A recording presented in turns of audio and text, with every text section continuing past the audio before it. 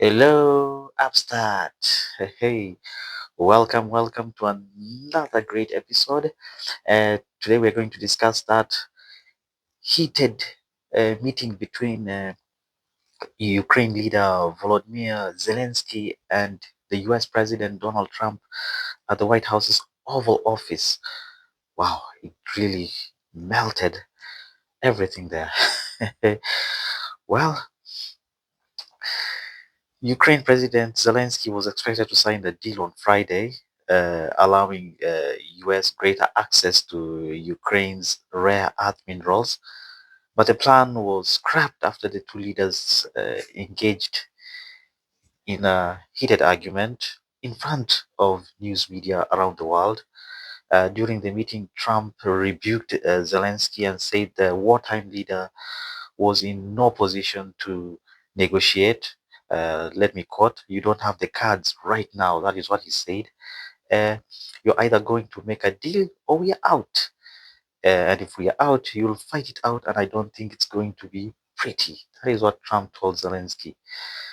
Uh, Zelensky wants the mineral deal to include security guarantees or assurances from the US, but Trump was not agreeing to that. And according to Fox News, during the meeting on Friday, the Ukrainian president was presented with minerals for security agreement by the Trump administration prior to the press event, but the deal included no security guarantees to protect Ukraine from another Russian invasion.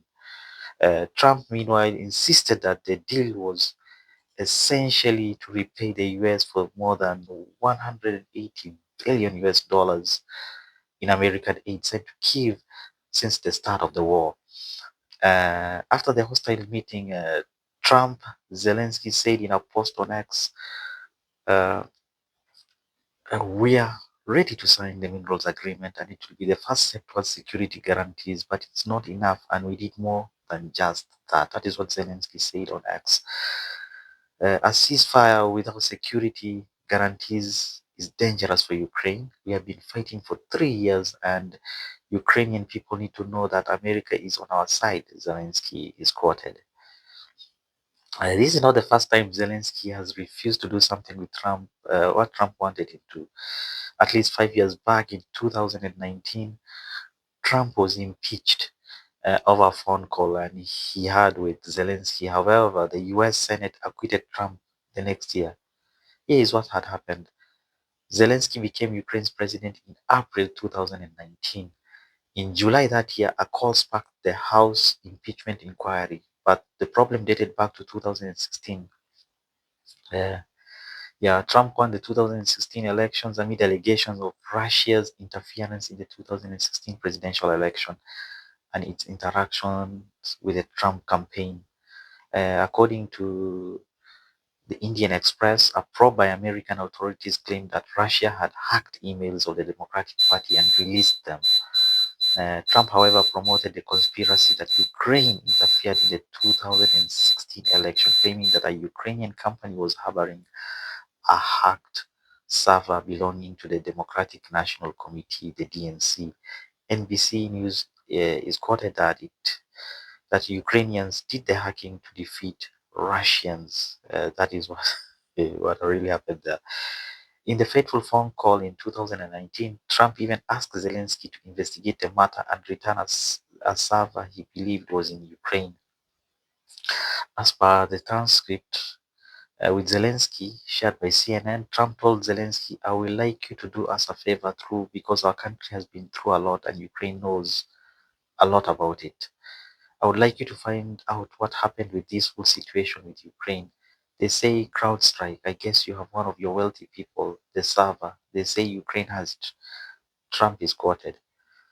Uh, Trump repeatedly pushed for Zelensky to investigate former President Joe Biden and his hunter during a July 25 phone call. According to a transcript of the conversation released by the White House, Hunter Biden was on board of directors of a private Ukrainian company called Burisma in 2016 when Joe Biden was vice president. He pressured Ukraine to fire a prosecutor who has been charged with investigating corruption allegations against Burisma. The Indian Express is reporting that. Mm.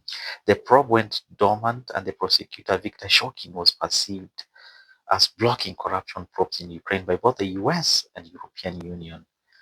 Trump wanted Zelensky to investigate Biden over this and discredit him before the 2020 elections. The US president allegedly attempted to leverage US military aid to the country in return for Zelensky launching an investigation into Joe Biden's son Hunter over his position at a Ukrainian gas company. According to The Guardian, Vindman, out of a new book, Folly of Realism, are saying there's a lot of talk about Biden's son, that Biden stopped the prosecution, and a lot of people want to find out about. So whatever you can do with the Attorney General would be great. Biden went around bragging that he stopped the prosecution. So if you can look onto it, it sounds horrible to me. Trump said, according to the transcript conversation. Zelensky did not open the probe, according to the Indian Express. Trump was indeed impeached for offering a quid pro quo in the hope of finding dirt on a political rival. However, Trump insisted there was no quid pro quo. Uh, that is according to the Times. Zelensky later denied that Trump pressured him to investigate Joe Biden's son for his work in the country. Trump was impeached by the Democratic controlled House in December 2019 on abuse of power and obstruction of justice charges. Only the third American commander-in-chief to be in that situation. He was later acquitted by the Senate.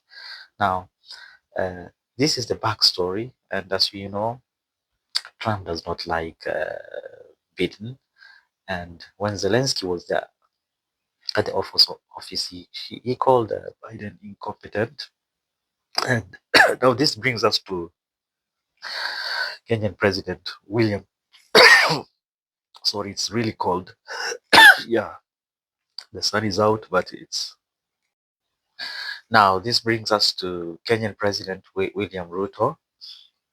As you know, Ruto did visit the White House just a few months before the U.S. elections, where uh, he met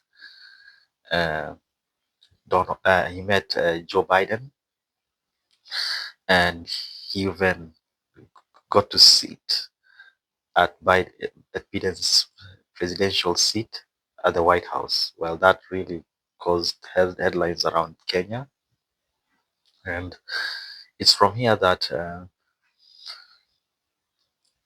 relationship was created. Even uh,